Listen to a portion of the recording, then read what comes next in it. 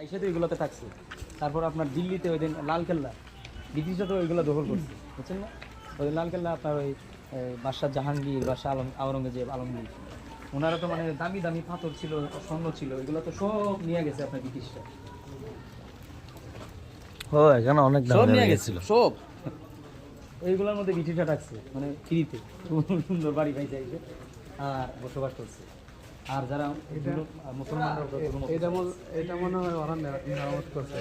এগুলা ডিজাইনগুলো আগে কিন্তু রং করছে। রংগুলা ডিজাইনগুলো আসলে যদি এরকম রং ছিল না, সাদাটা এগুলো যে এখন করছে 500 বছর আগে এগুলা কি এত সুন্দর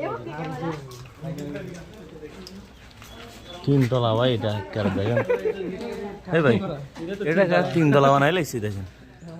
বাবা রে বাবা, এরা তো আরে আমি বলি নবীজির জামানা তো মানে ওই যে আবু ইউসুফ হ্যাঁ, রহমাতুল্লাহ, উনি তো মানে 2 তলা বাড়ি ছিল। ও 1400 বছর আগে ছিল 2 তলা বাড়ি, আর 3 তলা ভাই 600 এটা বছর একটু ঢুকবেন ভিতরে, ভিতর রুমগুলো একটা হ্যাঁ?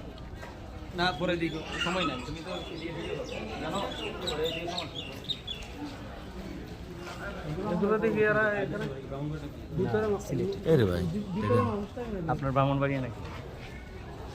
আপনার ব্রাহ্মণবাড়ির মানুষ তো আমার সিলেটে আছে। এটা থেকে ভিতরে না মানুষ আছে। আমি বলি মানুষ ওইটা ওখানে থাকে। হ্যাঁ, হ্যাঁ।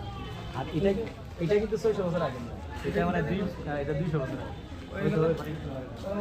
ওইগুলো দেখে দেখে এগুলো করতে হ্যাঁ দেখে দেখে লেখাটা হরে কৃষ্ণ হরে রাম, মানে ওই হিন্দুরা এটা বানাইছে।